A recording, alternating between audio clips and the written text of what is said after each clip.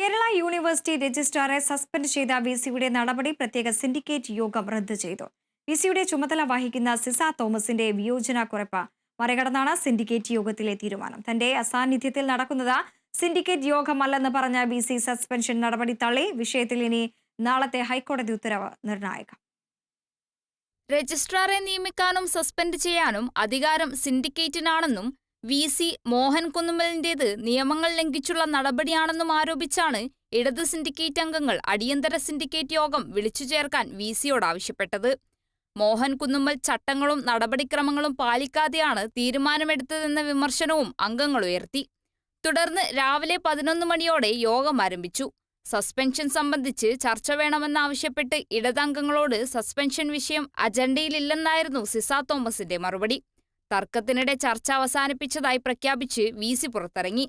റദ്ദാക്കൽ തീരുമാനത്തിന് നിയമസാധുതയില്ലെന്നും തന്റെ സാന്നിധ്യത്തിൽ അത്തരമൊരു തീരുമാനമുണ്ടായിട്ടില്ലെന്നും സിസ തോമസ് പറഞ്ഞു. അവര് അവസാനം അത് ഈ സസ്പെൻഷൻ റദ്ദാക്കണം എന്നുള്ള ഒരു രീതിയിലോട്ട് വന്നപ്പോൾ ഞാൻ മീറ്റിംഗ് ഡിസോൾവ് ചെയ്തിട്ട് പുറത്തു പോകും. ഒരു അജണ്ട പറയുന്നത് സ്റ്റേറ്റ്മെന്റ് ഓഫ് ഫാക്ട്സ് ഫൈനലൈസ് ചെയ്യാൻ പറയുമ്പോൾ വേറൊരു വിഷയം എടുത്ത് ഡിസ്കസ് ചെയ്യാൻ അത് ഒരിക്കലും ഒരു അപ്രൂവ്ഡ് അജണ്ട ഐറ്റം അല്ലാത്തത് കൊണ്ട് തന്നെ അത് അംഗീകരിക്കാൻ പറ്റുന്നതല്ല. എന്നാൽ രജിസ്ട്രാറുടെ സസ്പെൻഷൻ നടപടി റദ്ദാക്കിയതായി ഇടത് സിൻഡിക്കേറ്റ് അംഗങ്ങൾ പറഞ്ഞു. ചർച്ചയ്ക്ക് ശേഷം സിൻഡിക്കേറ്റ് യോഗം തീരുമാനമറിയിച്ചപ്പോൾ വിസി അംഗീകരിച്ചില്ലെന്നും 18 അംഗങ്ങളുടെ പിന്തുണ പ്രമേയത്തിന് ലഭിച്ചെന്നും ജി മുരളീധരൻ പറഞ്ഞു. സർവകലാശാലയിലെ എമറിറ്റസ് പ്രൊഫസറുമായിട്ടുള്ള ഡോക്ടർ PM രാധാമണി ഈ യോഗം ചെയർ ചെയ്തു.